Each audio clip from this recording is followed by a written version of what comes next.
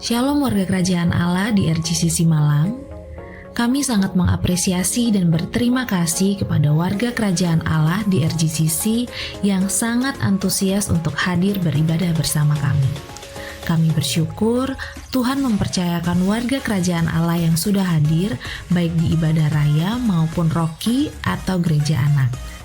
Dalam kesempatan ini, kami menghimbau kepada setiap warga kerajaan untuk bisa datang 30 menit sebelum ibadah dimulai, supaya mendapatkan posisi tempat duduk yang terbaik dan demi kenyamanan bersama dengan tidak mengganggu jalannya ibadah. Terima kasih, Tuhan Yesus memberkati.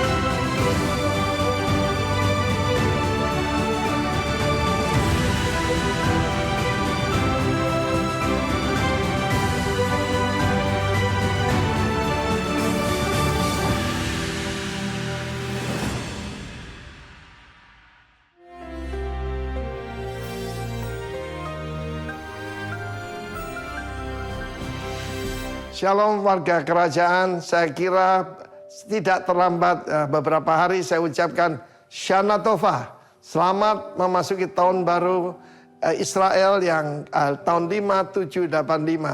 Double grace, 55 double grace. Dan seperti saya sampaikan, P mewakili tentang berbicara, tentang mulut. Karena itu seorang raja memerintah bukan dengan ototnya, tetapi dengan perkataannya. Kita lihat dalam kitab Genesis, Raja Sorgawi ketika menghadapi kekacauan, dia berkata, jadilah terang. Karena itu setiap daripada kita dalam tahun ini, selalu segala sesuatu peperangan dengan memakai mulut kita. Hai kegelapan, jadilah terang. Dan bahkan merubah kegelapan menjadi malam. Malam itu indah, kegelapan itu jelek. Karena itu tahun ini saya juga berbicara, kalau hey itu anugerah kan, angka 5 itu. Dan saya mau sampaikan kepada Anda satu ayat yang selalu berbicara di hati saya hari-hari ini, yaitu tentang Mika pasal kedua ayat 13. Penerobos akan maju di depan mereka, mereka akan menerobos dan berjalan melewati pintu-pintu gerbang dan akan keluar dari situ. Raja mereka akan berjalan terus di depan mereka, tidak berhenti. Dan Tuhan sendiri di kepala barisan mereka. Hari-hari ini di mana orang-orang Israel sedang merayakan tahun baru, tapi mereka ada di bunker. Mereka ada di dalam tempat-tempat perlindungan. Saya percaya sambil merayakan tahun baru mereka biasanya apel dicelup ke dalam madu. Karena pengharapannya adalah selalu tentang pengharapan, tentang hal-hal yang manis, yang indah dalam hidup mereka. Saya lihat orang Tionghoa juga sama. Kalau mereka Imlek, mereka makan yang manis-manis. Tapi ketahuilah saudara, keadaan sudah berubah hari-hari ini. Sementara mereka sedang, ya mungkin ucapan syukur tahun baru, berdesinganlah semua misil, seluruh peluru kendali, drone di atas mereka. Tetapi Tuhan berjanji kemenangan sudah dijamin. Di dalam hidup ini adalah pilihan. Anda bisa jadi, yaitu the breaker, penerobos, penjebol ataupun the broken. Jangan mau jadi the broken. Saya menentang teori tentang yaitu strawberry generation. Di dalam Yesus, anak-anak kita will be strong. Sebab Yesus mengatakan, ya di luar aku kamu tidak bisa berbuat apa-apa. Dan surat Yoel berkata, let the weak say I'm a warrior. Bukan cuma strong, I'm a warrior. Anak-anak kita akan jadi warrior dan penerobos. Dan ada banyak sekali halangan-halangan dan pintu-pintu gerbang. Dan mereka akan melewatinya. Why? Sebab raja mereka berjalan terus di depan mereka. Tuhan Yesus berjanji, satu janji yang tidak akan berubah. I will be with you. Namanya Immanuel. Immanuel itu raja yang menyertai dan bahkan menjadi pemimpin barisan di dalam peperangan. Saya tahu ini serangan Anda mungkin tak dengar apa yang terjadi di Surabaya. Ini serangan kuasa kegelapan. Mari kita hadapi sebab janji Tuhan, Tuhan sendiri. Kalau Tuhan semua huruf besar artinya Yahweh akan berdiri dan akan ada di kepala barisan kita. Kalau Tuhan bersama kita, siapa lawan kita? Karena itu pada awal daripada bulan yang baru, yaitu to become an agent of change. Sama agent of change itu. The breaker, not the broken. God bless you, warga kerajaan.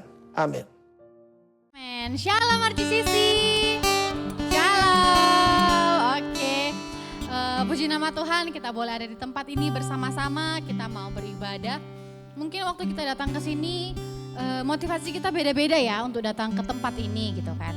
Ada yang, wah aku lagi seneng deh, jadi aku mau memuji Tuhan. Atau ada yang, Tuhan hidupku lagi di ujung tanduk gini, gimana dengan segala apa yang kita alami.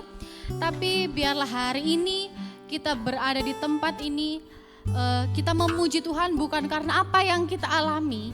Tapi kita memuji Tuhan itu semua karena memang Dia layak untuk kita puji dan kita sembah di tengah-tengah keadaan kita yang tidak menentu. Saya undang Bapak Ibu bangkit berdiri, kita mau membaca beberapa ayat untuk mendasari kenapa kok kita memuji dan menyembah Tuhan. Apakah hanya karena kita orang Kristen, jadi hanya sebagai ritual, atau kita datang sini, Tuhan aku mau naik jabatan, Tuhan aku butuh uang, Tuhan aku butuh sembuh. Nggak salah, tapi mari kita luruskan motivasi kita yang utama itu apa sih sebenarnya. Mari kita baca di Mazmur 150 ayat 1-6. Haleluya, pujilah Allah dalam tempat kudusnya. Pujilah Dia dalam cakrawalanya yang kuat. Pujilah Dia karena segala keperkasaannya. Pujilah Dia sesuai dengan kebesarannya yang hebat. Pujilah Dia dengan tiupan sangkakala. Pujilah Dia dengan gambus dan kecapi.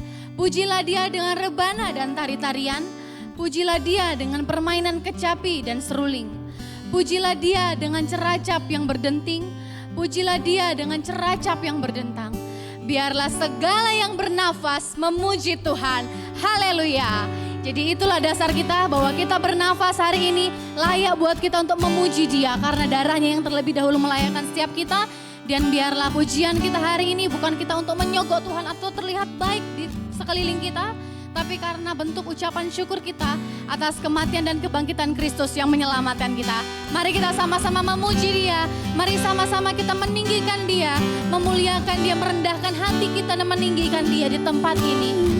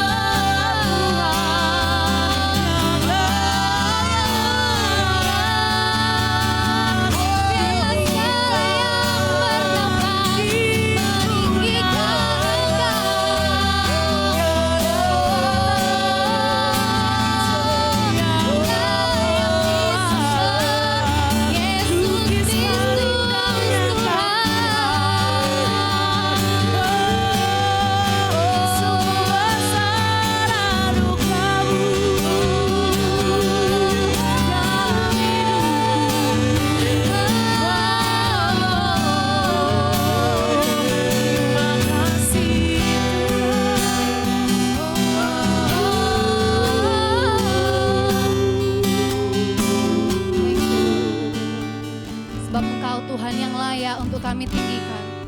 Engkau Tuhan yang layak untuk kami sembah. Dari generasi ke generasi, biarlah hanya nama-Mu saja Tuhan yang ditinggikan. Hanya kemuliaan-Mu saja Tuhan yang menjadi terutama dalam kehidupan setiap kami. Biarlah segala yang bernafas memuji Tuhan kami, Allah Tritunggal. Thank you Lord Jesus.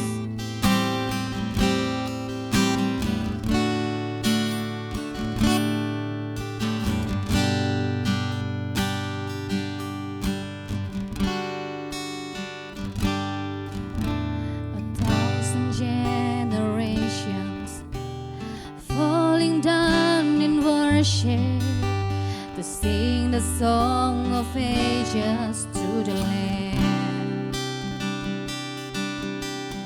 and all who've gone before us, and all who will believe, will sing the song for ages to the Lamb. Your name is the highest, your name the greatest, your name stands above them all thrones and dominions, all powers and positions, your name stands above them all, and the angels cries, creation's cries, oh.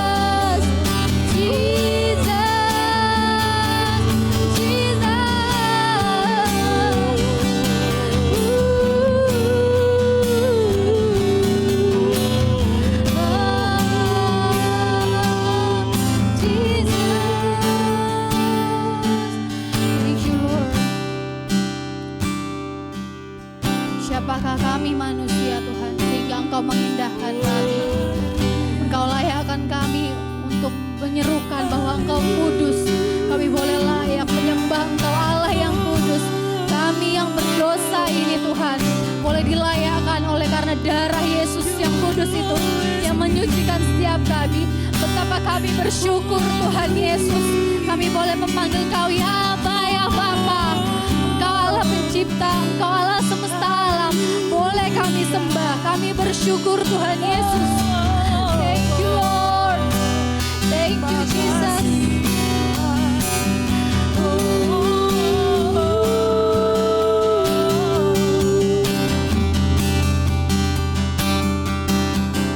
Your name is the highest. Your name is the greatest. Your name stands above. Biar langit bumi berlalu, tapi Engkau tetap Tuhan Yesus.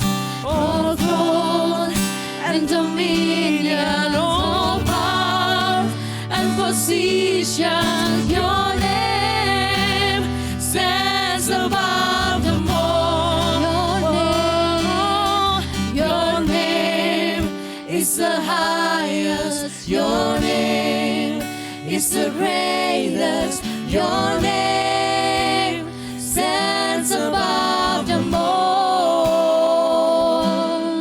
All thrones and dominions, all powers and positions. Your name stands above them all.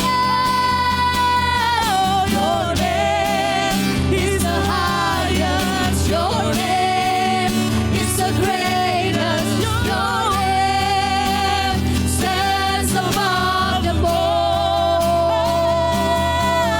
All thrones and dominions, all powers and positions. Your name stands above them all. And the angels cry, holy. And the nations cry, holy. You are lifted high, holy, holy forever. Let your people sing, holy to the King of Kings. Holy, you will always be. Holy, holy forever. You will always be holy. You will always be holy, holy forever. You will always be holy, holy forever. Mari sorak-sorai bagi Tuhan Allah kita, Raja di atas segala raja. Haleluya. Yes Lord. Haleluya. Amin. Terima kasih Tuhan Yesus. Are you ready guys? Kita mau menari bagi Tuhan kita Yesus Kristus. Pam pam pam pam pam. Param pam pam pam pam pam.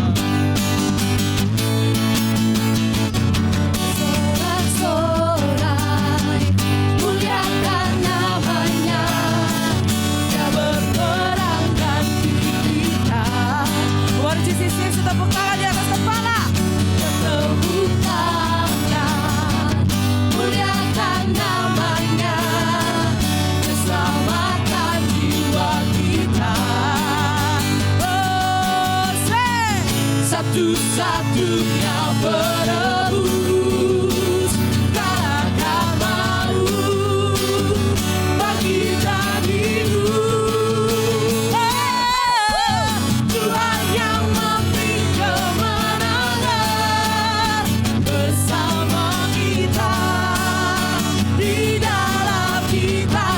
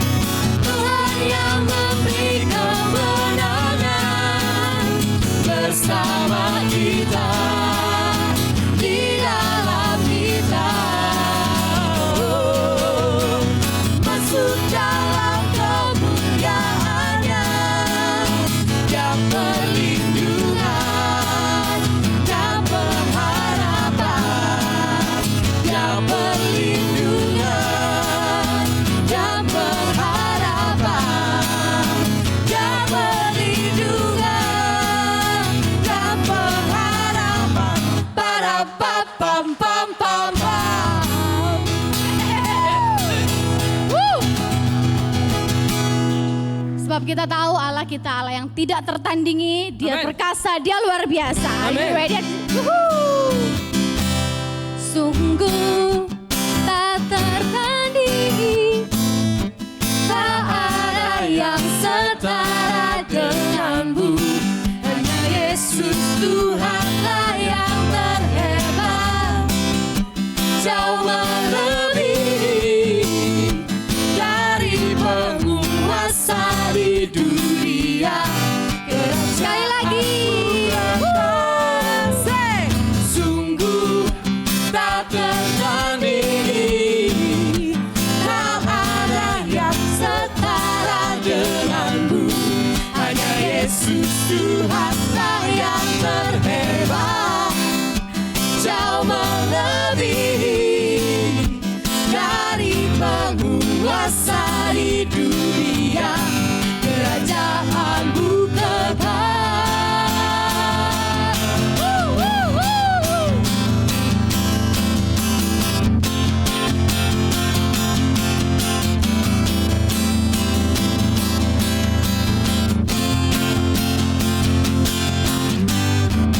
Pada siapa kau bandingkan perbuatannya yang heran? Semua katakan. Tak ada, oh, oh, oh. Kerajaannya yang terbesar, tak ada tergoyahkan. Oh, semua musuh pun gemetar mendengar namamu Tuhan, seorang kemenangan. Oh, sungguh tak tertandingi, tak ada yang setara denganmu. Hanya Yesus Tuhanlah yang terhebat, jauh melebihi dari penguasa di dunia. Kerajaanmu kekal, sewarna tak tertandingi, tak ada yang setara denganmu. Hanya Yesus Tuhanlah yang terhebat, jauh melebihi dari penguasa di dunia. Kerajaanmu kekal. Sungguh tak tertandingi, tak ada yang setara denganmu. Hanya Yesus Tuhanlah yang terhebat, jauh melebihi dari penguasa di dunia. Kerajaanmu kekal, sungguh tak tertandingi, tak ada yang setara denganmu. Hanya Yesus Tuhanlah yang terhebat, jauh melebihi dari penguasa di dunia. Kerajaanmu kekal.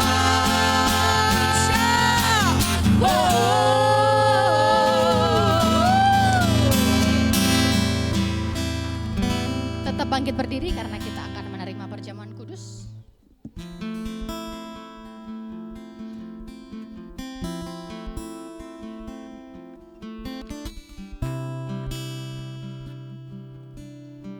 Mari jemaat Tuhan, Bapak Ibu Saudara, kita mempersiapkan hati pikiran kita untuk kita masuk ke dalam perjamuan kudus.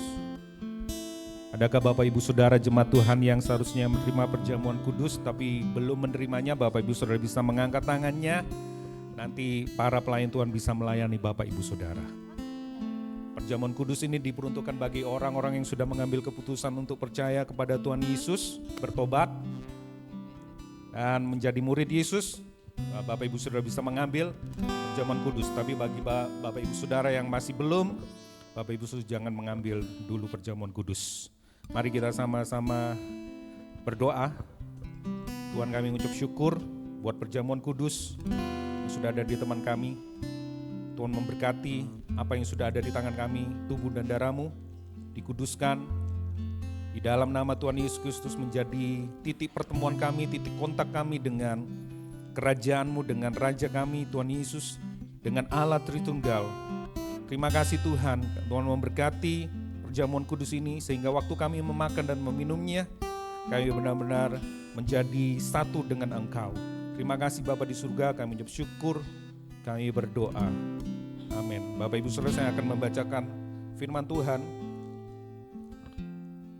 yang diambil dari 1 Korintus 10 ayat 16 dan 17. Bukankah cawan pengucapan syukur yang atasnya kita ucapkan syukur adalah persekutuan kita dengan darah Kristus? Bukankah roti yang kita pecah-pecahkan adalah persekutuan kita dengan tubuh Kristus? Karena roti satu, maka kita sekalipun banyak, dari berbagai suku, dari berbagai bahasa, latar belakang pendidikan, apapun itu. Karena kita semua mendapat bagian yang sama dalam satu roh itu.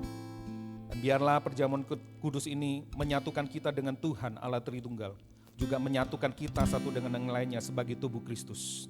Kita ditebus menjadi miliknya, kita ditebus menjadi milik Tuhan, tetapi juga sekaligus kita menjadi milik tubuh Kristus. Kita menjadi milik sesama kita satu dengan yang lain. Dan itulah yang namanya disebut gereja. Mari kita mengangkat tinggi roti yang ada di tangan kita. Kita angkat tinggi di atas kepala kita dan kita mengucap syukur atasnya. Inilah sarana anugerah kita, biarlah kita menyadarinya. Bukankah roti yang kita angkat tinggi ini adalah persekutuan kita dengan tubuh Kristus?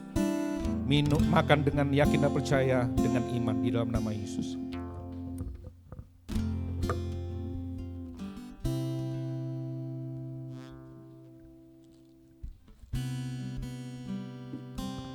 Bapak Ibu Saudara bisa mempersiapkan cawan.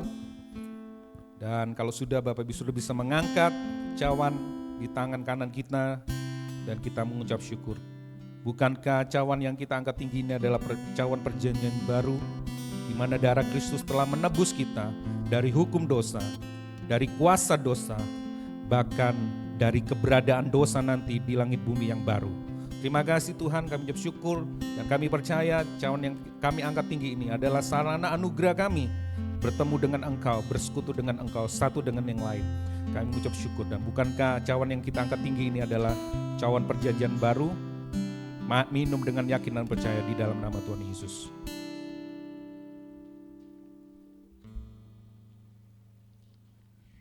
Terima kasih Tuhan Yesus, kalau kami diberi kesempatan untuk kembali menikmati sarana anugerah-Mu di dalam tubuh-Mu. Dan biarlah kami selalu mengingatnya bahwa kami satu untuk melakukan pekerjaan Bapa di muka bumi ini sampai Dia datang kembali. Terima kasih, kami ucap syukur, kami berdoa di dalam nama Tuhan Yesus Kristus. Amin. Amin. Silakan buat adik-adik Rocky mau berdoa.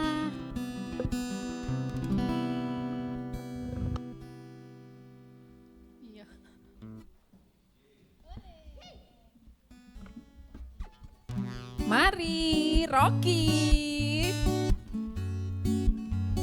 Wah, ada member tercute kita, Kyori. Mari Bapak Ibu Saudara, kita bangkit berdiri. Kita berdoa bersama-sama untuk mengantarkan adik-adik Rocky untuk dapat beribadah.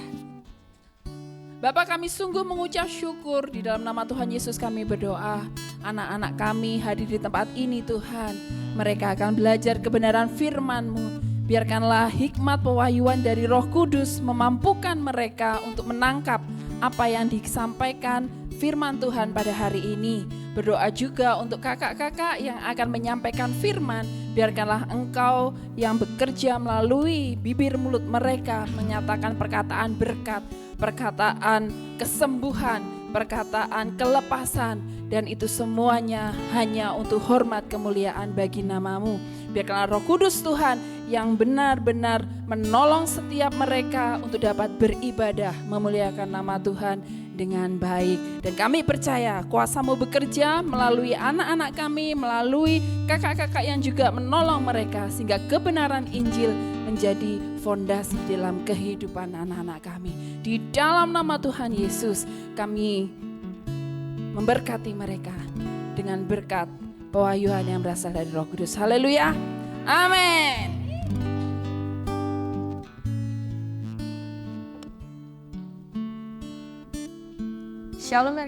Shalom RGCC, tiba saatnya kita diberikan kesempatan untuk memberi bagi pekerjaan Tuhan di tempat ini. Anda dapat memberi dengan cara transfer melalui rekening gereja, atau bisa juga dengan cara scan QR Code melalui aplikasi-aplikasi yang sudah tertera. Dan untuk Anda yang ingin memberi melalui cash, Anda dapat mengambil amplop persembahan di meja usher. Satu yang perlu kita ingat saudara, bahwa kita memberi bukan supaya kita diberkati, tapi justru karena kita sudah diberkati, maka kita punya kesempatan untuk memberi. Sebelum memberi, mari kita berdoa. Kami mengucap syukur Tuhan buat hari yang Engkau jadikan buat kami. Kami boleh menikmati cinta kasih dan anugerah-Mu sepanjang hidup kami Tuhan. Dan oleh karena pengorbanan-Mu di kayu salib, kami boleh menikmati berkat yang luar biasa, berkat yang besar Tuhan yang sudah kami terima Tuhan. Dan oleh sebab itu, hari ini Tuhan kami ingin memberi dengan hati yang semakin hari semakin diperbaharui Tuhan. Kami mau memberi dengan sukacita, sebab kami tahu Tuhan bahwa kami sudah menerima berkat itu bahkan sebelum kami memberi Tuhan. Dan kami berdoa biarlah persembahan ini boleh memperluas pekerjaan-Mu di tempat ini Tuhan, dan biarlah semua kembali untuk mempermuliakan nama-Mu Bapa. Kami berdoa dan mengucap syukur. Haleluya, amin. Selamat memberi, Tuhan Yesus memberkati. Setelah ini kita akan mendengarkan firman Tuhan.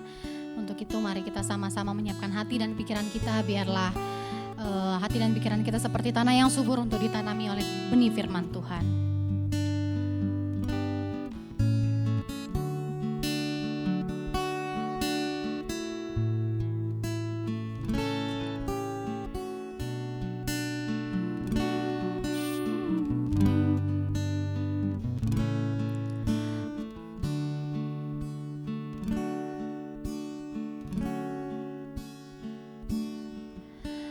See my Father's glory revealed in Jesus Christ, and the more that I behold Him, the more He satisfies. When I gaze upon His beauty, when I see Him as I should, when my eyes are lifted upward for His glory in my good.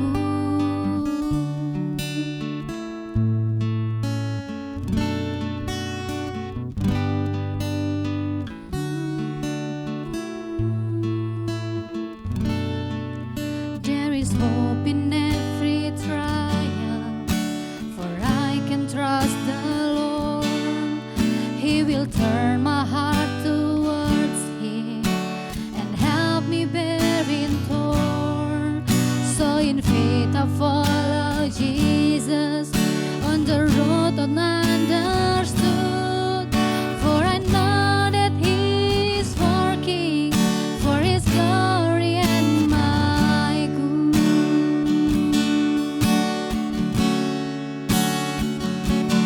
To our God be the glory, to our God be praise, He alone, the name above all names. I will boast ever only in the Lord my God, for I know His glory is my good.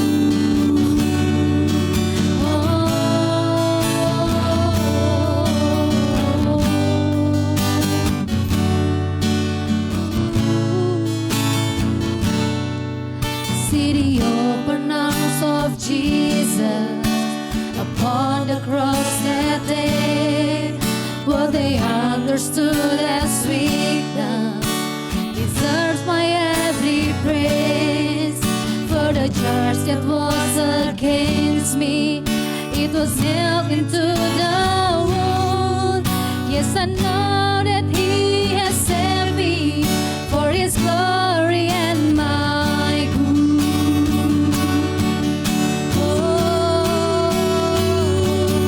To our God be the glory, to our God be praise, He alone, the name above all names. I will boast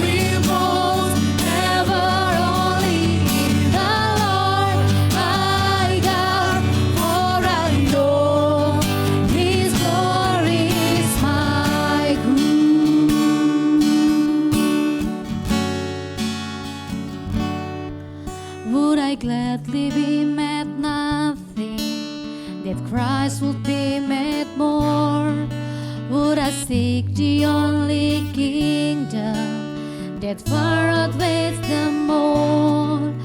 I will stand before my Father, where the faithful said I stood, and my joy and heart shall praise Him for His glory and my good. And with joy my heart shall praise Him for His glory and my good. Oh, to our God be the glory, to our God be praise, He alone, the name above all names. I will boast ever only in the Lord my God, for I know His glory is mine. Oh, to our God be the glory, to our God be praise, He alone, the name above all names. I will boast ever only in the Lord my God, for I know His glory is mine. Yes, I know. Yes, I know His glory is mine. Yes, I know His glory is mine. Oh, pursue you, oh my glory, Lord. Mari Bapak Ibu Saudara.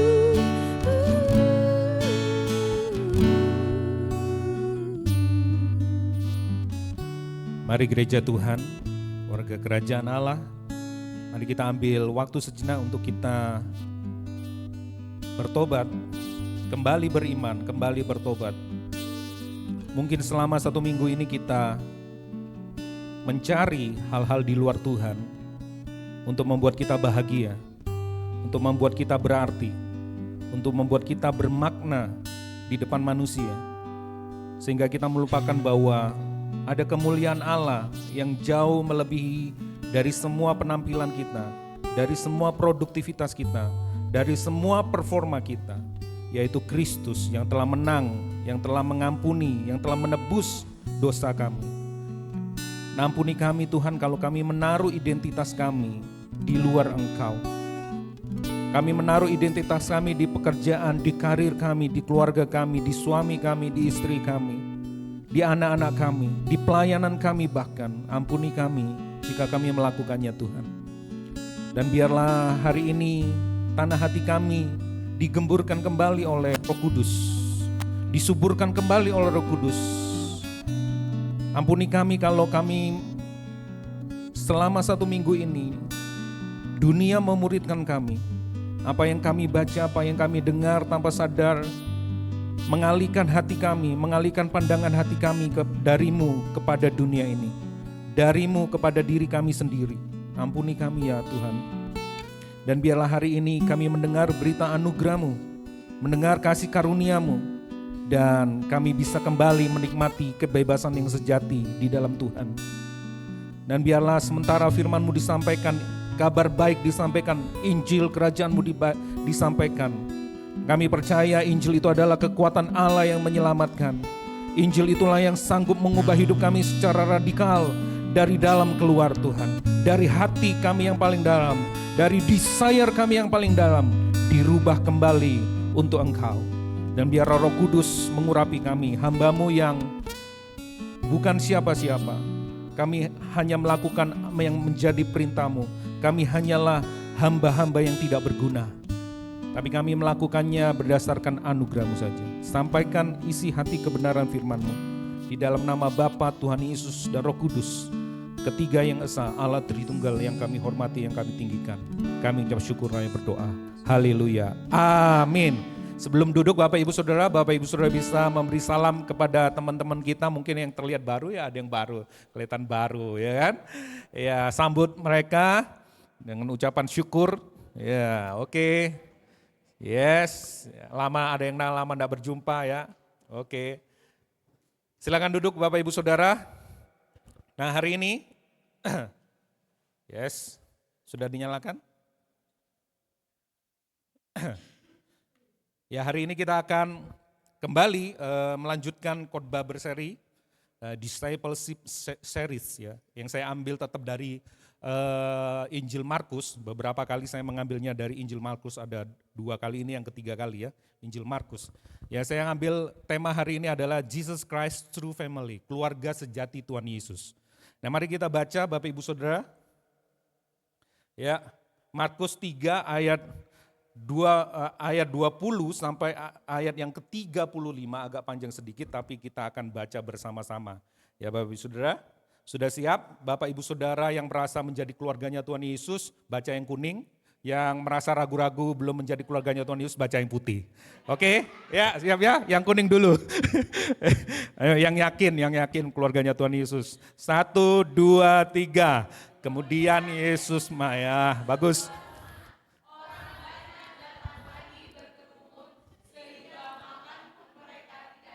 Yang tidak yakin tapi ada anugerah kok, masih bisa yakin. Ya, waktu keluarganya mendengar hal itu, mereka datang hendak mengambil dia, sebab kata mereka ia tidak waras lagi. Dan ahli-ahli Taurat, ini sebenarnya kuning ya, dan ahli-ahli Taurat yang datang dari Yerusalem berkata ia kerasukan Beelzebul, dan dengan penghulu setan ia mengusir setan. Monggo.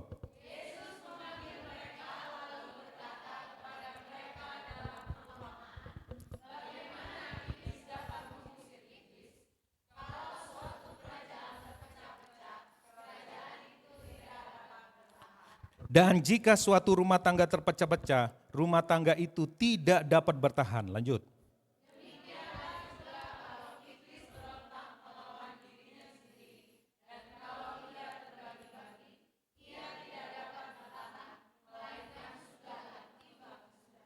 Tetapi tidak seorang pun dapat memasuki rumah seorang yang kuat untuk merampas harta bendanya apabila tidak diikatnya dahulu orang kuat itu. Sesudah itu barulah dapat ia merampok rumah itu.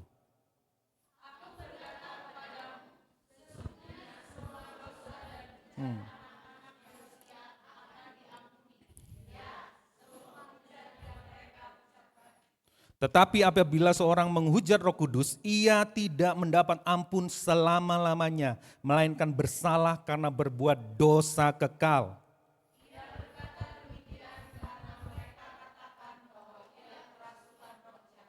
Lalu datanglah ibu dan saudara-saudara Yesus, sementara mereka berdiri di luar, mereka menyuruh orang memanggil dia.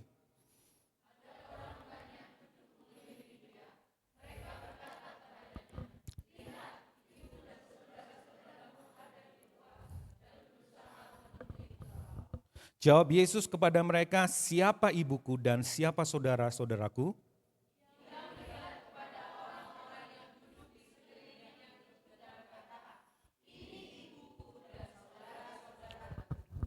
Barang siapa melakukan kehendak Allah, dialah saudaraku laki-laki, dialah saudaraku perempuan, dialah ibuku. Demikianlah firman Tuhan, berbahagialah mereka yang mendengarkan firman Tuhan, menyimpannya dalam hati, merenungkannya, melakukan dan membagikannya. Amin. Nah, Bapak Ibu Saudara, seperti tadi yang sempat saya singgung sejenak ya, bahwa yakinkah bahwa kita ini adalah keluarga Allah, bahwa kita anak-anak Allah. Sangat mudah kita berkata bahwa aku anak Tuhan, aku anak Raja, aku anak Allah, ya, seperti itu. Tetapi apa sebenarnya sih menjadi keluarga Allah, menjadi anak-anak Allah, menjadi anak-anak kerajaan? Nah, dari ayat ini, dari teks yang kita baca ini, kita akan mengerti siapa itu ayat-ayat anak-anak yang disebut anak-anak Allah, keluarganya Tuhan Yesus. Kita senang kalau kita disebut, oh kamu anaknya si ini ya, karena orang itu terkenal, famous, luar biasa, baik hati, ya kan? Kita senang kalau kita dikaitkan dengan seseorang, ya, kita disebut keluarganya. Nah, itu lumrah, itu luar biasa ya. Bayangin kalau kita disebut kamu salah satu anak dari 9 naga Indonesia ya. Wah, kan kita senang kayaknya. Iya ya, meskipun keluarganya jauh gitu ya. Iya, dari mana keturunannya? Dari Adam dan Hawa. Wah, ya, seperti itu. Kita aja senang ya. Bagaimana dengan kita kalau kita dianggap dibilang kita adalah anak-anak Tuhan Yesus atau keluarga Tuhan Yesus. Tentu kita senang. Nah saya mau ceritakan salah satu, saya mau sampaikan begini.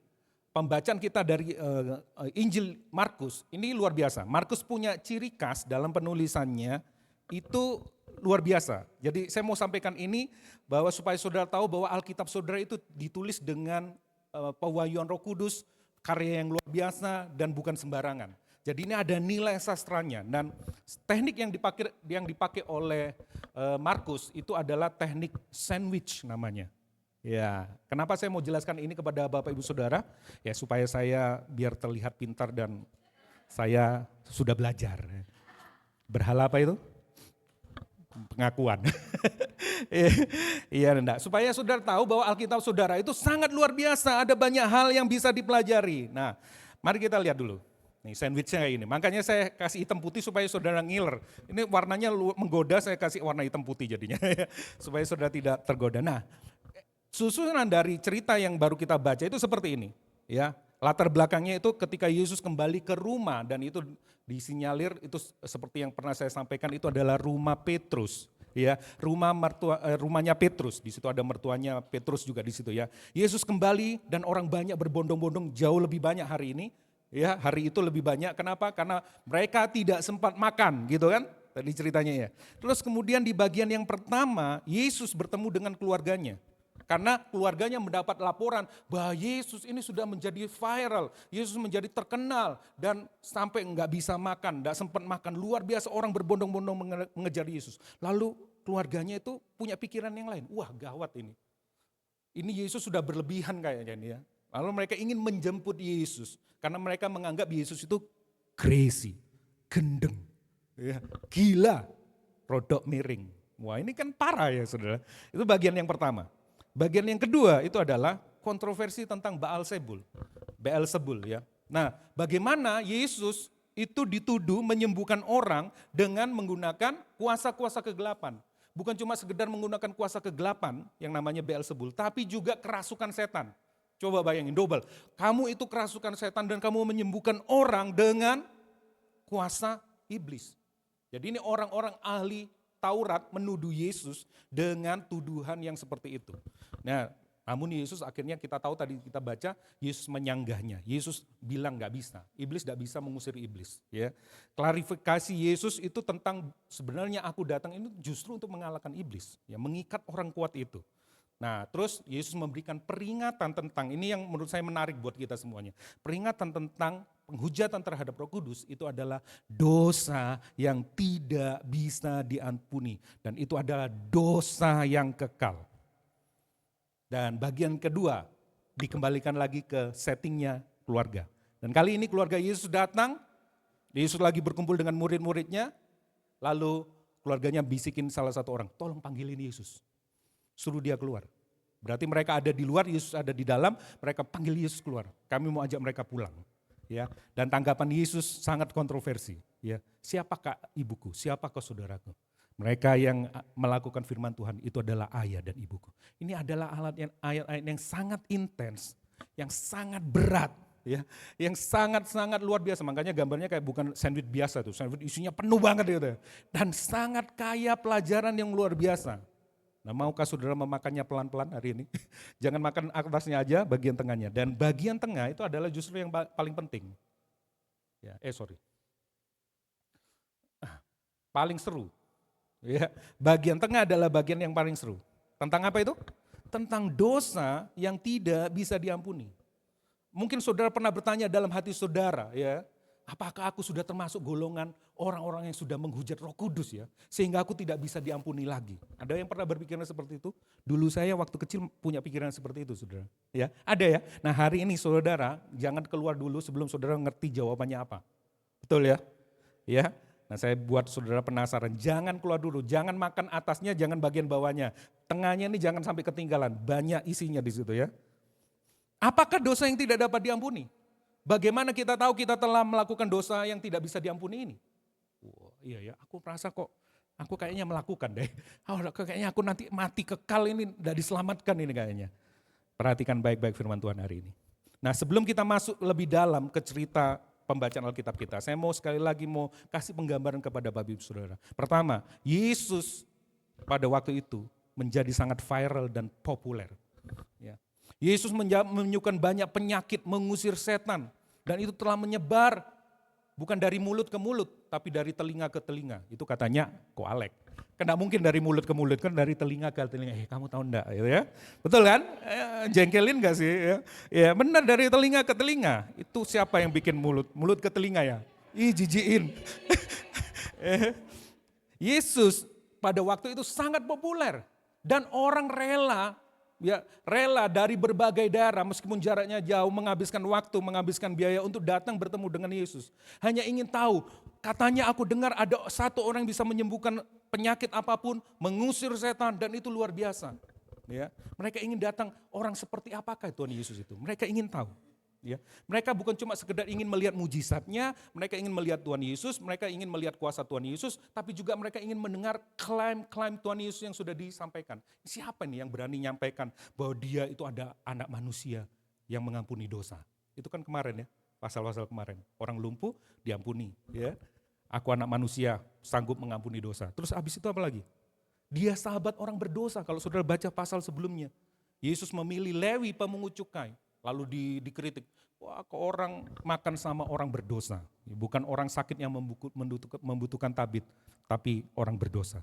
Yesus menganggap dirinya sebagai mempelai pria ketika dia menjelaskan hal berpuasa. Saudara bisa, kalau tidak percaya bisa buka itu pasal-pasal sebelumnya. Dia mempelai pria sejati itu yang ditunggu-tunggu oleh umat Israel. Yang berikutnya apa lagi di situ? Dia mengaku dia adalah Tuhan atas hari Sabat. Artinya apa? Dia yang menciptakan hari Sabat. Sebelum ada hari Sabat, dia ada terlebih dahulu. Dia ada sebelum hari Sabat. Dia yang menetapkan hari Sabat. Itu luar biasa. Dan teks yang baru saja kita baca itu puncak-puncaknya. Bagaimana orang Farisi, ahli Taurat, bahkan keluarganya sendiri. Gak bener ini Tuhan Yesus ini ya. Ini senting ini luar biasa. Bayangin saudara kalau saya mengaku seperti Tuhan Yesus, akulah roti hidup. Wah gak beres ini Ko David ini ya. Ini gara-gara mungkin ingin terkenal, dia mengaku Mesias, gak beres ini. Nah begitu pula apa yang dipikirkan orang pada waktu itu, khususnya keluarganya. Dan paling tidak ada 3 bagian yang Bapak Ibu Saudara bisa pelajari hari ini tentang 3 kelompok orang. Yang pertama keluarga Yesus, orang Farisi, dan keluarga sejati Yesus. Kita mulai bagian yang pertama Bapak Ibu Saudara. Keluarga Yesus. Jadi kalau saudara Bapak Ibu Saudara baca ayat ini. Yesus kembali ke rumah Petrus dan orang banyak berkumpul. Berdesak-desakan. Banyak sekali, kali ini mungkin jauh lebih banyak daripada yang sebelumnya. Ya, mereka ingin Yesus menyembuhkan, ingin dilayani, yang kerasukan setan dibawa di situ dan setan diusir. Dan Tuhan Yesus melakukannya sampai tidak bisa makan. Coba bisa bayangin gak? Ya, saudara pernah kerja sampai tidak bisa makan? Dan ini jauh lebih sulit karena dia berhadapan sama orang. Setiap menit orang datang, wah bayangin lah. Rumahnya kecil, diserbu ribuan orang dari berbagai daerah. Dan ketika keluarganya mendengar kabar itu, firman Tuhan yang ngomong ya. Ketika keluarganya mendengar tentang apa yang terjadi, mereka memutuskan untuk melakukan sesuatu. Apa yang mereka lakukan? Saya yakin maksudnya baik, ya kan? Mereka memutuskan untuk mengunjungi Yesus. Ya. Mereka menempuh perjalanan sekitar 30 mil atau sekitar 48 kilometer dari Nazaret ke Kapernaum. Dan perhatikan, ini bukan kunjungan yang bersahabat. Saudara pernah lagi asik-asik nongki sama teman-teman, main sama teman-teman, terus ditelepon sama orang tua. Cepat pulang, kamu ada di mana? Lagi makan. Cepat pulang, papa mama mau ngomong sama kamu. Dan begitu sudah datang, papa mama sudah ada duduk di kursi, di sofa dan menunggu kalian. Kira-kira apa itu? Apa yang aku perbuat ini ya? Ada apa ini ya? Ya. Nah kira-kira orang tua Yesus datang seperti itu. Dia menyusul bukan membawakan makan, kasihan anakku sampai tidak bisa makan. Yuk kita bawa makanan, kita bawa rantang yang banyak, kita kasih kepada Tuhan Yesus. Karena Yesus pada waktu itu sampai gak bisa makan. Enggak, ini adalah kunjungan yang tidak bersahabat. Mereka datang untuk menangkapnya. Perhatikan baik-baik Bapak Ibu Saudara. Mereka datang untuk menangkapnya. Kata mengambil, ada kata mengambil, to seize dalam bahasa Inggrisnya. Itu artinya merebut atau menangkap. Itu adalah kata yang kasar, kata yang keras. Kata itu berarti mengikat Yesus dan merampas kebebasannya. Dan menariknya, nah inilah seninya Markus. Dan menariknya di ayat berikutnya, di bagian tengah dari sandwich itu, Yesus menggambarkan dirinya sebagai orang yang berkuasa mengikat orang kuat. Pangeran kegelapan itu diikat oleh Yesus. Dan ironisnya, keluarganya sendiri ingin mengikat Yesus. Dia yang berkuasa mengalahkan kuasa kegelapan justru ingin diikat oleh kehendak mereka. Bukankah kita sering melakukan seperti itu terhadap Tuhan? Nah, kata saudara-saudara nanti di ayat 31, ibunya dan saudara-saudaranya, termasuk saudarinya ya. Ini adalah ayat yang membuktikan bahwa Maria setelah Yesus mati, naik ke surga, Maria masih punya anak dengan Yusuf. Yusuf tidak ditulis ini karena beberapa ahli ngomongnya kemungkinan Yusuf sudah meninggal dipanggil Tuhan. Jadi saya mau sampaikan kepada ini, kalau Bapak Ibu sudah pernah mendengar bahwa Maria tetap perawan, enggak. Ayat ini menyangkal itu, bahwa setelah itu Maria masih punya anak lagi, saudara laki-laki Yesus dan saudara perempuan. Itu ada beberapa namanya, sudah bisa cek di Matius 13 ya. Ini bisa jadi kuis nanti kalau ada komsel gathering biar ingat ya. Ada 4 saudara Yesus, Yakobus, Yusuf, atau yang namanya disebut Yoses, Simon, Yudas, dan saudara-saudara perempuannya. Saudara perempuannya tidak disebut, tapi 4 ini disebut ya. Yakobus, Yusuf, atau Yoses, Simon, dan Yudas. Ya. Dan Yesus tidak hanya mengalami pertentangan dari luar, dari orang-orang luar, dari orang-orang Farisi atau orang ahli Taurat, tapi justru keluarganya sendiri tidak mempercayai Tuhan Yesus. Bayangin saudara, saudara pernah mengalami seperti itu? Keluarganya sendiri, keluarga kita sendiri tidak mempercaya kita. Sakit enggak? Sakit. Dengarkan baik-baik apa yang mau saya sampaikan kepada saudara. Kedekatan dengan Yesus tidak menjamin kesetiaan kita kepada Yesus. Adalah mungkin untuk berada di dekat Yesus, ngomongin tentang Yesus, melayani Yesus, tetapi pada dasarnya kita tidak pernah mengenal Yesus secara pribadi. Saudara boleh datang ke gedung gereja, saudara boleh datang ke komsel, saudara boleh datang melayani, saudara boleh bersaksi, saudara melakukan hal-hal yang berhubungan dengan Tuhan Yesus, tetapi saudara tetap tidak mengenal Yesus, dan itu adalah mungkin. Dan terbukti, mereka merasa dekat dengan Yesus, tetapi mereka tidak mengenal Yesus. Sampai-sampai Yesus, mereka datang kepada Yesus untuk menghentikan Yesus melakukan kehendak Bapaknya. Gila enggak sih? Mereka datang kepada Yesus mereka ingin Yesus berhenti melakukan kehendak Bapaknya. Sama seperti Petrus ya. Sekali-kali itu tidak akan terjadi. Ayo mulai. Ya kan? Bayangin kalau emaknya itu bilang, Yesus mulai, pulang. Tidak pakai saksi-saksian, tidak pakai nyembunyi-nyembunyi. Cepat pulang. Kesehatanmu lebih baik. Wah, ya kan? Nah, pulang. Bayangin saudara. Ya, mereka merasa berhak atas kehidupan Yesus karena mereka keluarga, punya hubungan darah. Keluarganya berpikir mereka melakukan yang terbaik buat Yesus. Mereka perlu menghentikan Yesus untuk melakukan kehendak Bapaknya. Sangat-sangat aneh. Yesus pada umur 12 pernah melakukan itu pula ya. Hilang di Yerusalem, dicari sama orang tuanya sampai 3 hari. Lalu ditemukan di bait suci. Bukankah aku harus ada di rumah Bapakku? Bingung orang tuanya. Hah, ini anak kenapa sih? ya, seperti itu. Nah, tetapi mereka tidak menyadari, keluarga Yesus tidak menyadari bahwa apa yang Yesus lakukan adalah kehendak Bapaknya bagi Yesus. Implikasinya seperti ini buat kita. Ini adalah pelajaran penting bagi kita. Setiap kali kita menganggap serius kehendak Tuhan, serius kehendak Yesus, orang akan menuduh kita gila. Belum disebut gila, berarti belum sungguh-sungguh serius. Serius ini. Sebab siapapun yang menganggap serius Tuhan Yesus akan dituduh fanatis. Ya, menganut fanatisme. Mengapa? Karena melakukan kehendak Tuhan tidak masuk akal bagi dunia ini. Bahkan termasuk beberapa orang Kristen. Melakukan kehendak Tuhan, kemarin minggu lalu Ko Luki menyampaikan kehendak Allah. Kan makananku, kata Tuhan Yesus, melakukan kehendak Bapakku dan menyelesaikannya. Betul ya? Minggu lalu itu. Ya, dan saya sambung hari ini. Melakukan kehendak Tuhan itu tidak masuk akal bagi dunia dan bagi beberapa orang Kristen. Yesus berkata, ikutlah aku. Tinggalkan semuanya, percayakan masa mudamu, masa depanmu kepadaku. Dan aku akan menjadikan kamu penjala manusia. Itu kehendak Tuhan bagi kita semua. Bukan untuk pendeta. Tetapi dunia berkata, ngapain sih?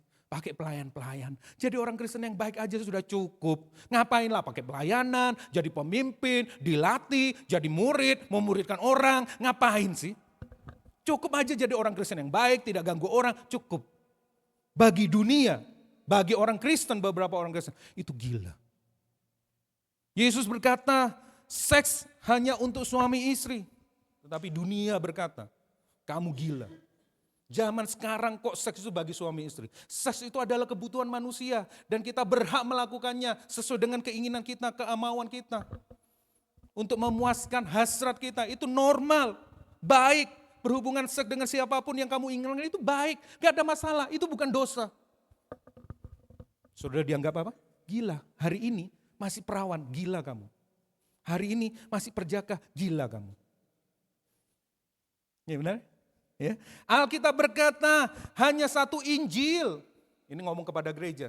Jika ada orang yang memberitakan Injil yang lain, kata Rasul Paulus di Galatia, terkutuklah ia. Kalau ada orang yang mengencerkan Injil, terkutuklah ia. Kalau ada yang orang membuat Injil jadi Injil KW, terkutuklah ia. Tetapi orang Kristen yang lain yang berkata, ngomong seperti apa? Kok enggak usah aneh-aneh lah kok. Gereja ini butuh pengkhotbah yang memotivasi. Kasih aja khotbah-khotbah yang motivasi. Nanti banyak orang datang. Kasihlah, enggak usah ngomong Injil. Injil kita sudah tahu lah, Yesus mati bangkit buat kita. Kita sudah tahu kok. Kita perlu renovasi, inovasi.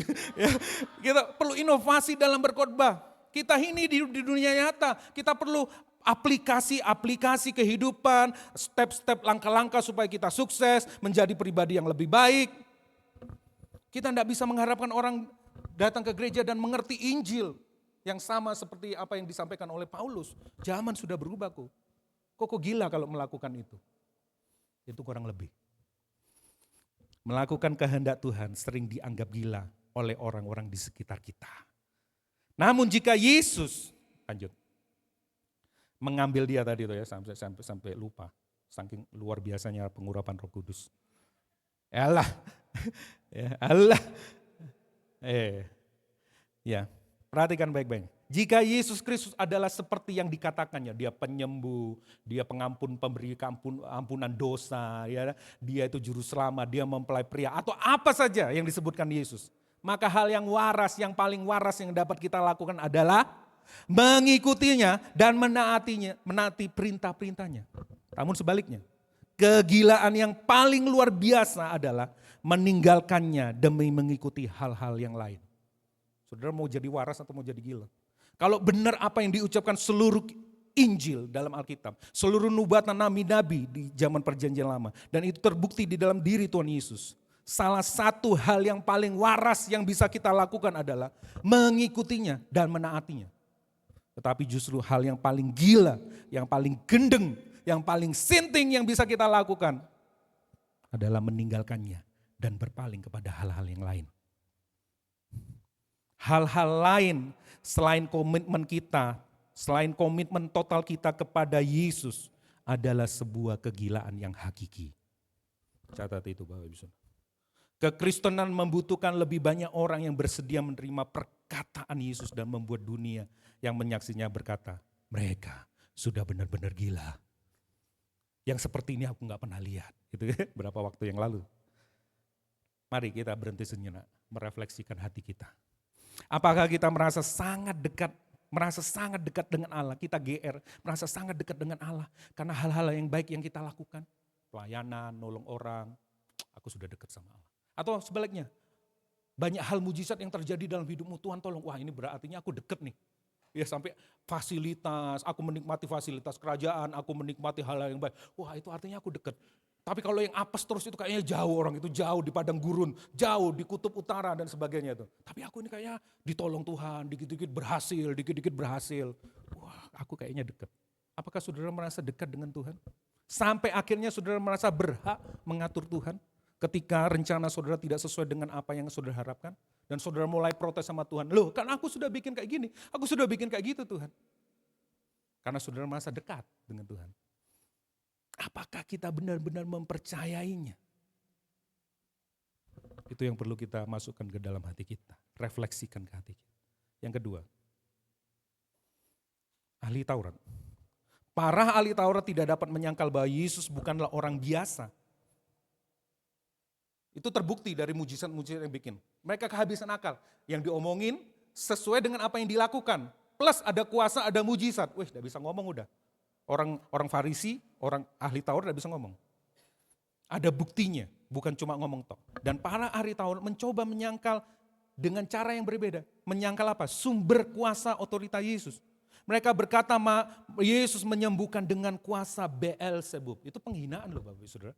Beelzebub itu adalah penguasa lalat, dewa lalat. Sesembahan orang Filistin di Ekron. Ingat Pak Ekron? Ya, kamu pasti gitu ya. Itu nama daerah di Filistin, Ekron. Nah, salah satu dari berbagai salah satu Beelzebub ini adalah salah satu dari 7 setan yang paling berkuasa. Ini rajanya setan lah pokoknya. Ya, rajanya iblis. Nah, para ahli Taurat menuduh Yesus ini adalah Mesias palsu. Waduh, ini penghinaan Bapak Ibu Saudara. Dia dirasuki setan, dia bekerja untuk setan. Nah, ini loh pelajarannya yang saudara harus ngerti hari ini.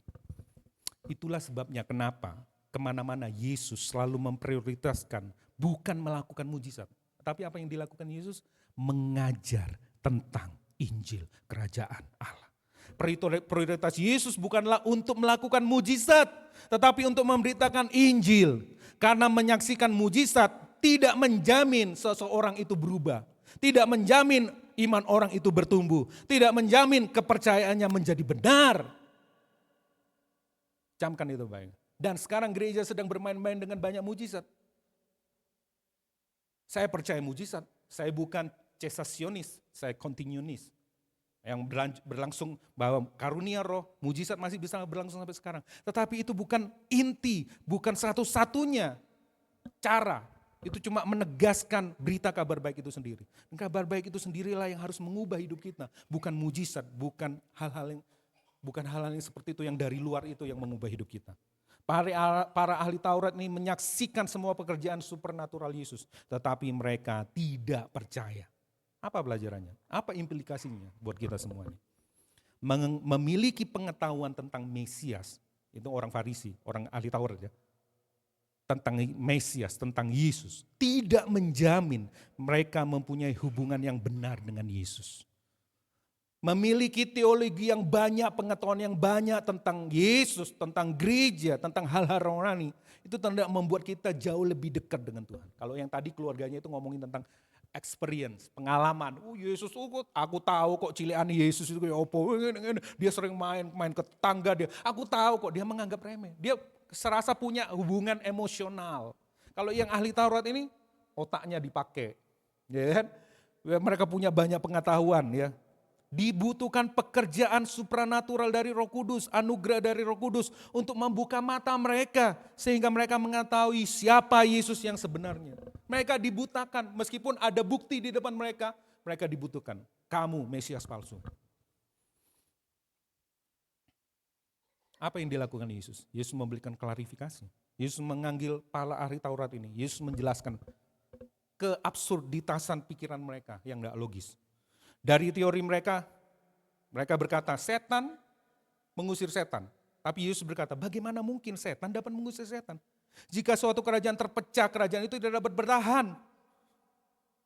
Jika apa yang orang Farisi katakan kepada Yesus itu benar, maka Yesus mengusir setan dengan kuasa setan, maka setan itu akan terlihat sangat bodoh. Saya mau kasih tahu kepada Bapak Ibu Saudara, setan itu memang jahat, tetapi dia tidak goblok. Setan itu memang jahat, tapi dia tidak goblok, tidak bego. Tidak mungkin dia mengusir temannya sendiri, kecuali memang kong kali kong. Ya, hubungan ya kong kali kong. Ya. Tapi tidak mungkin. Ya. Sudah pernah nonton Avenger, Civil War? Kapanpun superhero itu tidak bersatu, musuh menang. Pernah nonton Superman dan Batman? Ya, diadu domba, ya kalah. Anda yang sebagai parents hari ini, pernah ngalami kayak gitu kalau saudara nggak kompak, mama sama papa nggak kompak, bayangin, satu boleh makan coklat, satu bilang nggak boleh. Satu bilang boleh main game, satu nggak boleh. Hancur itu rumah, betul ya? Katanya papa, ya, apalagi kalau ada emaknya, engkongnya, omanya, opanya, weh papa mama kompak, Oma boleh kok. Hancurlah rumah, betul ya? Kerajaan yang terpecah tidak bisa bertahan. Ya, jika istri memegang nilai-nilai Kristen tetapi suami tidak, keluarga itu tidak dapat berdiri kokoh. Ini implikasinya loh. Betul ya? Jika saudara seorang lajang, saya tidak ngomong jomblo, lajang. Saya mau kasih bukti, ini adalah salah satu dari banyak alasan mengapa pernikahan antara orang Kristen dan non-Kristen, bahkan orang Kristen sekalipun tapi tidak bertumbuh, tidak dewasa. Itu akan menjadi masalah bagi rumah tangga kita. Kenapa? Karena tidak seimbang. Kerajaannya seperti kerajaan yang terpecah. Bagaimana saudara, jika saudara berdiri bersama-sama, hidup serumah, menjadi suami istri, bagaimana bisa bertahan kalau kerajaan itu terpecah? Yesus mengatakan bahwa jika kita berpikir bahwa Yesus mengusir setan dengan kuasa setan, itu tidak mungkin. Karena kerajaan itu tidak akan bertahan. Ayat 27, Yesus memberikan perumpamaan mini. Inilah yang Yesus katakan, orang kuat itu harus diikat dulu. Ya. Kalau engkau hendak mau merebut satu rumah, orang ikut harus, Yesus memberikan klarifikasi. Kalau ada satu rumah, engkau mau memenjara, merampok satu rumah, dan di rumah itu ada orang kuat. Kalau rumah itu ada kayak Leo gitu, mungkin enggak perlu diikat gitu ya. Mungkin langsung ambil aja mas, ambil. Ya kan, mana yang mau tak bantuin? Ya, tapi kalau orang yang di rumah itu mantan TNI, pasukan khusus, wah, ngeri men. Anda harus ikat orang kuat itu dulu baru bisa masuk. Nah, Yesus memberikan klarifikasi jawaban kepada orang Farisi. Rumah itu adalah gambar dunia saat ini. Saudara bisa lihat sekeliling saudara bisa bayangkan. Pikirkan tentang dunia tempat saudara tinggal ini. Pikirkan semua tentang kerusakan yang saudara lihat. Pikirkan tentang semua penyakit yang aneh-aneh, yang semua kejahatan yang saudara bisa lihat. Pikirkan tentang semua kemiskinan, perdagangan seks, perdagangan manusia, perdagangan narkoba, pembunuhan, asusila, imoralitas, dan sebagainya. Tahukah saudara apa penyebabnya? Itu karena dosa. Dunia sudah jatuh ke dalam satu kuasa yang namanya kerajaan setan. Sejak kejatuhan Adam dan Hawa. Ya, fallen, ya, rebellion. Gospel story kan, ya, semua hancur berantakan. Dan bukan hanya dunia, tetapi kita juga berantakan. Hidup kita hancur, hubungan kita terluka. Karena kita hidup di bawah kuasa kerajaan kegelapan. Tapi Yesus berkata di ayat yang tadi kita baca, aku datang untuk membebaskanmu. Aku datang untuk memulihkan dunia ini. Aku datang untuk memulihkan dunia yang sudah rusak ini. Aku akan datang mengikat orang kuat itu. Ya. Memulihkan dunia ini dan mengambil kembali apa yang seharusnya menjadi milikku, yaitu saudara dan saya. Yesus membantah teori ahli Taurat. Yesus tidak bekerja dengan kuasa setan. Yesus justru bekerja melawan setan. Ketika Yesus datang ke dunia, ia membawa kerajaan Allah bersamanya. Ini bukan perang sivil, ini bukan perang saudara yang seperti yang dituduhkan. Ini adalah invasi kerajaan Allah. Yesus membebaskan para tawanan dari kerajaan kegelapan. Nah, saudara harus dengar kabar buruknya. Ini kabar buruknya. Tidak ada seorang pun yang cukup kuat untuk mengikat orang kuat itu. Saudara bisa? Saya bisa? Tidak. Dan membebaskan para tawanan. Inilah kabar baiknya. Hanya Yesus yang sangat kuat seperti lagu tadi. Tak tertandingi. Dia saja yang sanggup bisa membebaskan ikatan orang kuat. Dan membebaskan orang dari tawanannya. Sudah bisa lihat dari perjalanan Yesus. Baru 3 pasal di Markus, Yesus sudah bikin heboh. Dalam menyembuhkan orang sakit dan mengusir setan, Yesus menunjukkan bahwa ia lebih kuat dari setan.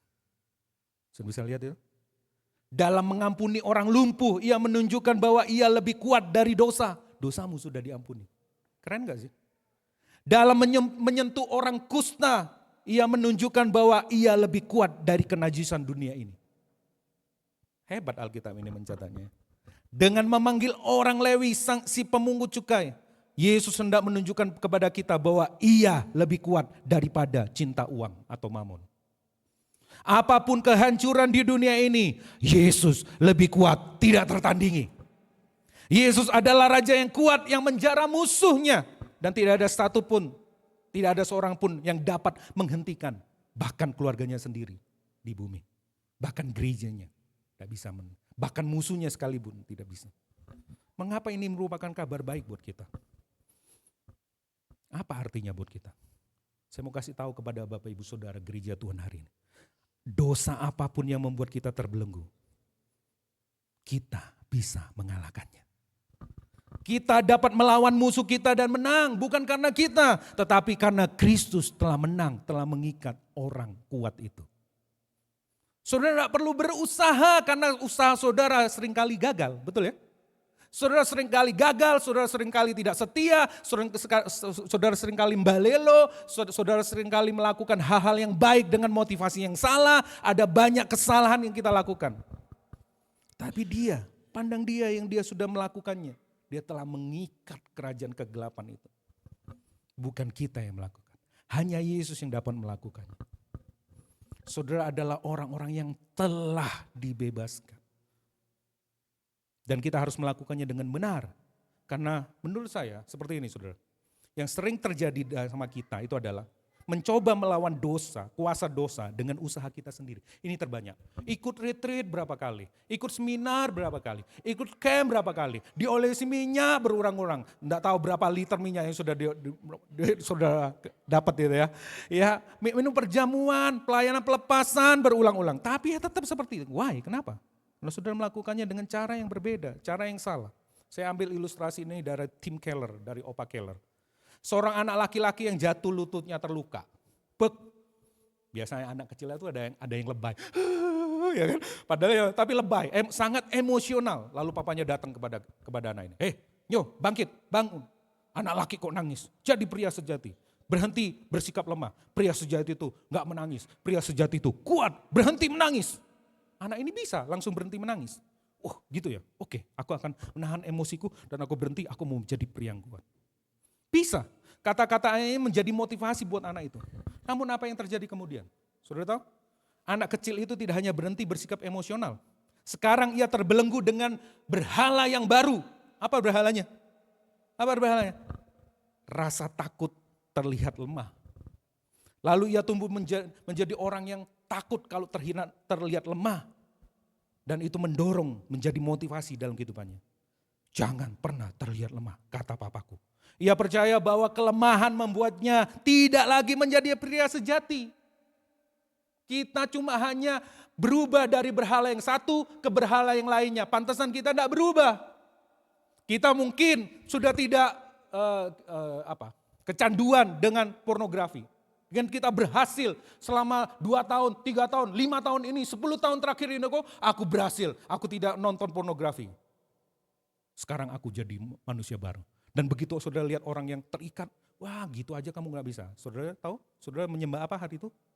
Saudara menyembah yang namanya berhala kesombongan. Saudara hanya pindah tempat. Dosa pornografi kayaknya dikalahkan, tapi saudara sekarang menjadi orang yang layak di hadapan Tuhan hari ini. Aku bebas. Kenapa? Aku berusaha, aku berdoa, aku melakukan ini, melakukan itu. Pantas saja aku bisa. Saudara menyembah yang namanya penerimaan, pengakuan. Nih aku kan sekarang jadi orang kudus. Kamu sih kurang berdoa pasti. Ya, kamu sih kurang doa puasa sih. Kamu sih tidak pernah bersekutu. Kamu sih tidak pernah datang ke gereja. Aku loh rajin, makanya aku bebas dari pornografi. Saudara tahu, saudara menyembah berhala yang berbeda. Sering terjadi. Kita cuma mencoba melawan dosa dengan memperbaiki, improve diri kita.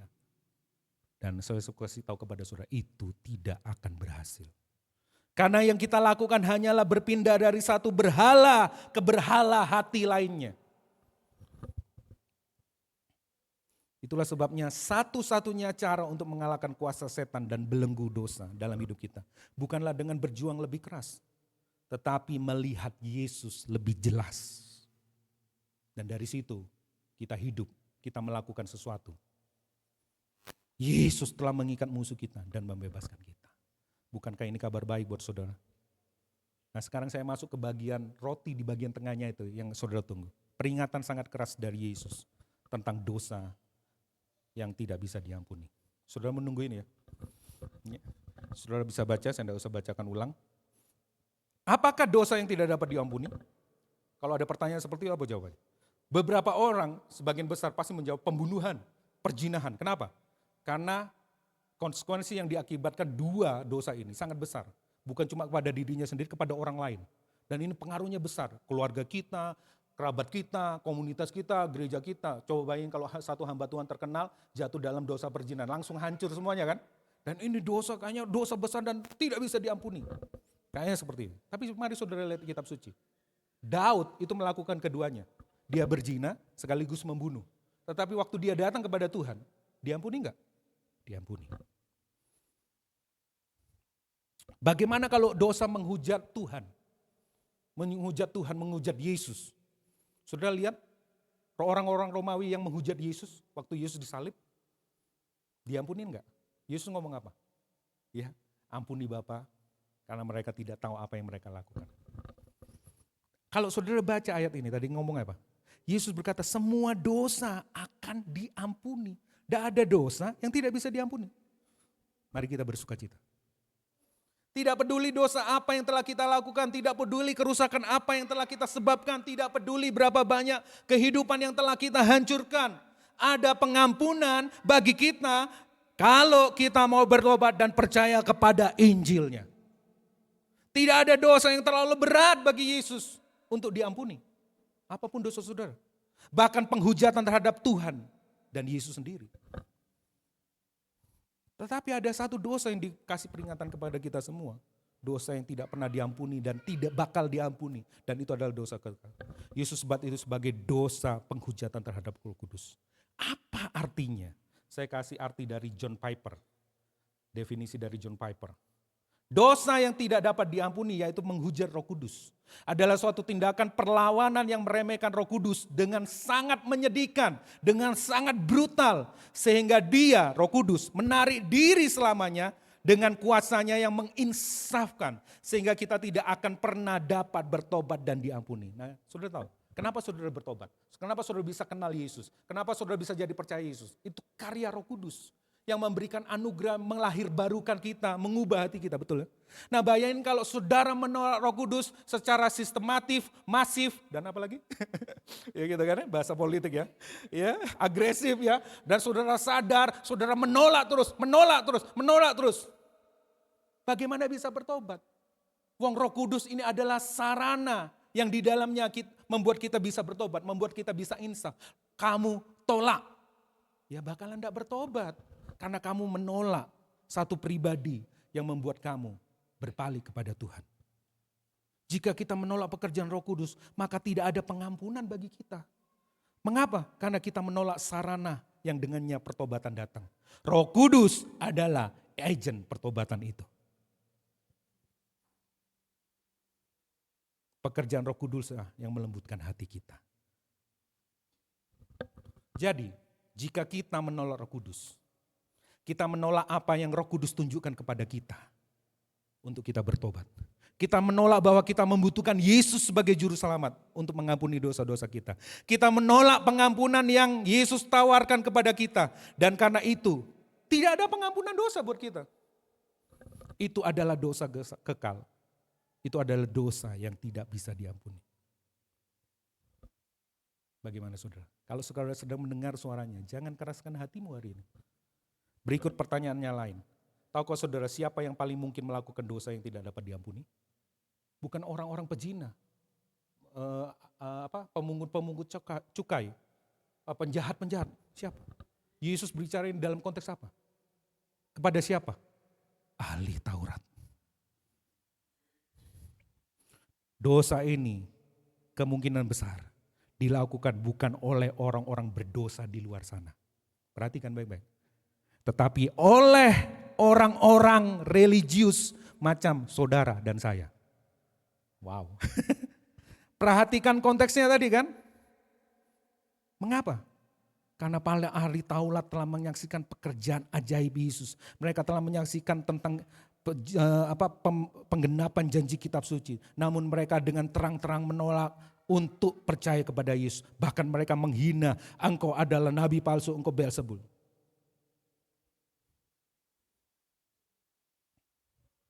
Ini peringatan bagi kita semua. Loh, kita kan sudah diselamatkan kok. Perhatikan baik-baik. Inilah peringatannya.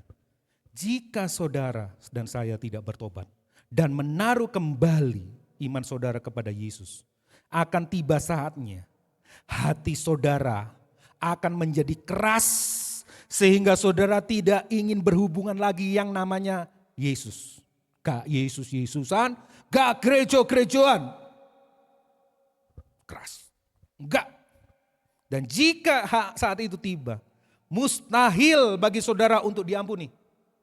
Bukan karena Tuhan tidak ingin mengampuni saudara, tetapi karena hati saudara telah menjadi begitu keras, sehingga saudara bahkan tidak ingin diampuni oleh Yesus.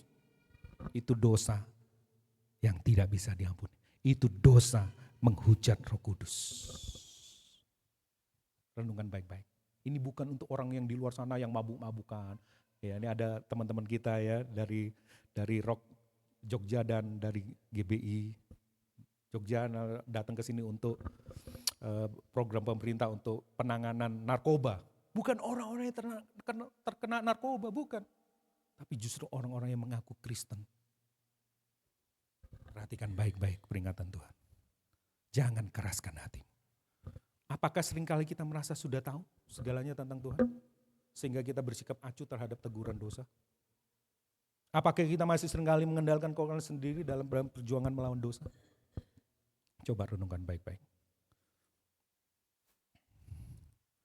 Yang ketiga, ini adalah jawaban Yesus. Itu kembali lagi ke keluarganya ya. Bayangin, keluarganya memanggil Yesus. Biasanya yang memanggil siapa? Yesus memanggil murid-muridnya. Yesus memanggil orang berdosa. Yesus memanggil. Hari ini keluarganya manggil. Gaya banget. Yesus ngomong, Yesus bukanlah orang gila dan bukan orang jahat. Ya, bukan orang psycho, orang yang dirasuk setan, bukan. Yesus mengatakan sebaliknya. Ya, Yesus mengatakan, Yesus tidak bisa dikendalikan oleh siapapun, bahkan keluarga dekatnya. Bahkan Yesus mendefinisikan ulang kembali yang namanya keluarga. Nah, ibu dan saudara-saudara Yesus tadi kita sudah baca, datang. Ya. Panggil Yesus, kami mau bawa Yesus itu pulang. Sedangkan Yesus lagi khotbah nih, lagi ngajar di tengah-tengah muridnya. Lalu muridnya ada yang bisikin, ibu dan saudara-saudaramu nunggu di luar. Yesus ngomong, siapa saudara, siapa ibuku? Yesus peduli dengan keluarga dekatnya, tetapi Yesus menolak yang namanya narsisme keluarga. Yesus menolak berhala keluarga. Yesus sangat mengasihi keluarganya. Tetapi dia menolak itu. Di kerajaan Allah, hubungan darah tidak dapat mengklaim hak istimewa apapun. Namun tahukah saudara siapa yang memilih hak istimewa khusus di kerajaan Allah? Siapapun yang melakukan kehendak Allah. Mereka yang melakukan kehendak Allah adalah saudara laki-laki, saudara perempuan, dan ibu Yesus. Yesus menyampaikan pokok bahasan bahwa mereka yang melakukan kehendak Allah memiliki ikatan yang kuat dengan Yesus daripada ikatan biologis mereka yang paling kuat. Yesus mendefinisikan ulang apa artinya menjadi bagian dari keluarganya. Keluarga Yesus tidak didefinisikan oleh hubungan biologisnya, tetapi oleh pengabdian kepada Tuhan. Tidak masalah siapapun Anda. Saudara mungkin seorang pezina, saudara pembohong, orang yang merasa benar sendiri, orang Farisi, orang miskin, orang kaya, orang Indonesia, orang Australia, orang Papua, orang Batak, orang pria, wanita, kaya, miskin dan sebagainya. Saudara bisa menjadi bagian keluarga Yesus. Semua orang diterima dan tidak harus memiliki akses khusus. Mereka orang-orang yang sering bicara bahwa mereka adalah akses khusus untuk datang kepada Yesus. Mereka harus pikir ulang untuk mengabarkan itu kembali. Tetapi bagi saudara-saudara yang menganggap bahwa saudara bukan siapa-siapa dan terlalu jauh dari Yesus. Dan ini adalah berita kabar baik, ini adalah sebuah harapan buat saudara. Kabar baik dari Injil adalah bahwa siapapun dapat menjadi bagian keluarga Yesus. Ini kabar baiknya.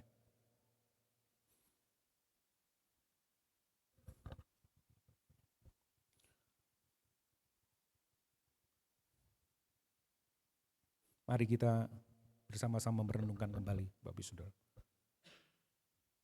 Apakah kita benar-benar menjadi keluarganya? Atau kita menjadi seperti yang tadi, keluarga Yesus atau orang-orang ahli Taurat tadi? Yang saya mau sampaikan seperti ini, Bapak Ibu Saudara. Tadi lagu tadi itu sangat memberikan support kepada kita. Kenapa Tuhan Yesus kok harus mati di kayu salib? Padahal Yesus itu berkuasa, tidak tertandingi, dan setan bukan apa-apanya. Saya kasih tahu kepada Bapak Ibu Saudara, sedikit ya. Saya kasih tahu kepada Bapak Ibu Saudara, bahwa di dunia ini bukan ada dua kekuatan, gelap dan terang, bukan. Cuma ada satu kuasa. Kalau saudara belajar teologi yang benar, tidak ada saling dua kekuatan, yang satu gelap, yang satu terang, dan perang terus sampai nanti perang terus, enggak. Yang ada cuma satu, terang. Yang hanya cuma satu, Allah saja. Dan Allah saja. Jadi ini bukan peperangan gelap dan terang, Allah saja. Jadi kenapa kalau memang Allah itu berkuasa, nanti saudara baca Wahyu, ketika Tuhan melawan iblis di bagian terakhir, dia cuma pakai apa? Hembusan nafas. Kalau gayanya Thanos, ya jentikan jari, iblis kalah. Tetapi kenapa kok Yesus harus mati di kayu salib, susah-susah mati di kayu salib? Kalau memang dia berkuasa, seharusnya iblis bisa dikalahkan. Kenapa saudara? Ini kabar baiknya. Kalau iblis dikalahkan oleh Allah, sementara kita belum diselamatkan, sadarkah saudara bahwa kita ini adalah bagian dari kerajaan kegelapan? Waktu Allah menghembuskan nafasnya dan menghancurkan kerajaan kegelapan, menjentikan jarinya dan menghapuskan kerajaan kegelapan, saudara pasti binasa. Binasa selama-lamanya, karena saudara dianggap menjadi antek-anteknya kerajaan kegelapan. Namun kenapa Yesus mati di kayu salib? Dia menebus saudara terlebih dahulu. Sewaktu nanti Tuhan menghancurkan iblis dan antek-anteknya, saudara juga tidak terikut dibinasakan. Itu kabar baiknya. Itu kabar baiknya. Allah menghancurkan kerajaan kegelapan melalui salib supaya kita tidak dihancurkan juga. Kita diselamatkan terlebih dahulu. Saya langsung kepada kalibrasi hatinya. Ya. Kristus tidak menjadikan kedekatan dengan Bapanya sebagai sebuah kesempatan untuk tidak melakukan kehendak Bapanya. Sebaliknya, di Taman Getsemani, Kristus menyerahkan kehendaknya kepada kehendak Bapanya demi karya penebusan Bapa terwujud. Demi menikmati sukacita kekal bersama keluarga sejatinya. Siapa itu? Saudara dan saya. Kristus membebaskan kita dari hukum dosa dengan memberikan dirinya dibelenggu. Padahal dia berkuasa kan? Padahal dia sang pembelenggu kerajaan kegelapan. Tapi justru dia dibelenggu, terpaku di salib untuk membayar hutang dosa kita kepada Allah. Justru dia yang dibelenggu. Dengan cara apa dia mengikat kuasa kegelapan? Dia memberi dirinya untuk dibelenggu, bahkan terpaku di kayu salib. Melalui salib tubuhnya tercabik-cabik, dipecah-pecahkan supaya kita dipersatukan dengan dirinya dan dengan tubuhnya, yaitu gerejanya. Menjadi sempurna, menjadi sebuah rumah rohani yang tidak terpecah-pecah di dalam kekuatannya. Saudara bisa lihat itu? Melalui kebangkitannya, Kristus melucuti, menjarah pemerintah-pemerintah dan penguasa-penguasa dan menjadikan mereka tontonan umum dalam kemenangannya atas mereka. Sehingga kita tidak terikat lagi, kita menjadi orang yang bebas untuk melakukan kehendaknya melalui kuasa Roh Kudus. Biarlah firman Tuhan hari ini menyadarkan saudara bahwa saudara adalah keluarganya. Kalau Roh Kudus menegur kita, jangan keraskan hatimu supaya engkau dapat pengampunan. Mari masuk lebih dalam lagi. Terima kasih Tuhan buat hari ini, buat firman Tuhan yang disampaikan. Kami mengucap syukur buat anugerah-Mu. Engkau datang, Engkau membebaskan kami dari hukum dosa, dari kuasa dosa. Bahkan di masa depan, Engkau meniadakan dosa. Engkau menyediakan kami langit bumi yang baru, yang menjadi pengharapan kami waktu kami hidup di muka bumi ini. Berkuasalah atas kami ya Roh Kudus, melalui firman-Mu, melalui komunitas orang-orang kudus, melalui perjamuan kudus-Mu.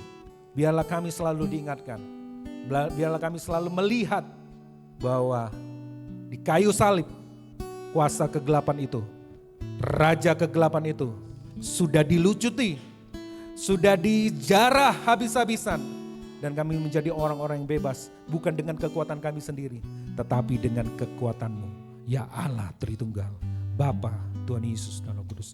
Mari kita sama-sama bangkit berdiri dan kita meresponi firman Tuhan dan kita terima berkat pengutusan ini.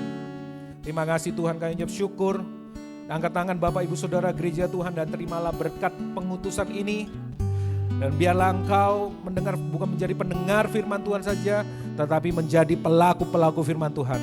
Diberkati engkau di kota, di desa, di tokomu, di kantormu, di kampusmu, di sekolahmu, di mana Tuhan utus engkau. Dan biarlah kabar baik, kabar Injil kerajaan ini yang membebaskan engkau ini diberitakan melalui hidupmu. Diberkati engkau dengan berlimpah, dengan tujuan supaya engkau memberkati orang lain. Jadilah engkau contoh, jadi engkau teladan dimanapun engkau berada. Supaya nama Tuhan dipermuliakan melalui kehidupanmu. Ceritakan, bebaskan yang terikat, sembuhkan yang sakit, sama seperti apa yang Tuhan Yesus sudah lakukan. Terima kasih, kami ucap syukur. Tuhan mengurapi kami, Tuhan memberkati kami. Di dalam nama Bapa, Tuhan Yesus dan Roh Kudus, berkat ini melimpah atas kehidupan kita. Mulai hari ini sampai Dia datang kembali. Kami mengucap syukur, kami berdoa. Yang percaya bersama-sama katakan amin, amin, amin. Tuhan Yesus memberkati. Maaf mengambil waktu banyak. Oke, silakan duduk Bapak Ibu Saudara. Ada beberapa pengumuman. Pertama, kita akan ada KGC Fellowship. KGC Fellowship tanggal 12 Oktober, Sabtu 12 Oktober pukul 11 di Jalan Gambutan nomor B40. Oh ya, untuk youth ya. Orang tua juga mau ikut boleh lah, ya kan? Untuk youth ya. Jadi kan ada acara khusus, kita bawa makanan ya, makanan sendiri. Mau ngerujak. Oh, siapa yang mau dirujak? Netizen aja dirujak. Netizen nih. Ya. Oke ya. KGC Fellowship tanggal 12 Oktober. Ini pertemuan yang keberapa ya? Oh, bukan KGC yang itu ya. Ini ngobrol. Hangout. Oke.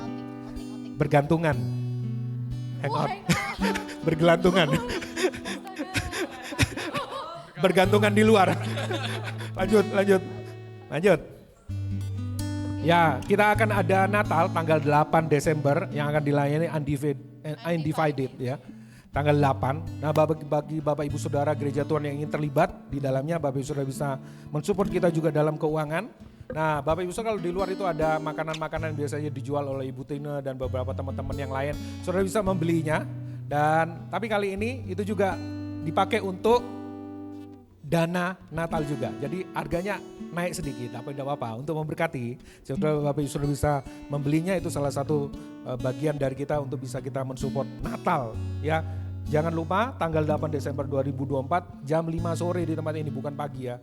The Son of Man judulnya, temanya akan dilayani oleh Undivided. Itu saja pengumumannya. Tuhan Yesus memberkati, selamat hari Minggu, tetap semangat. Yes. God bless you.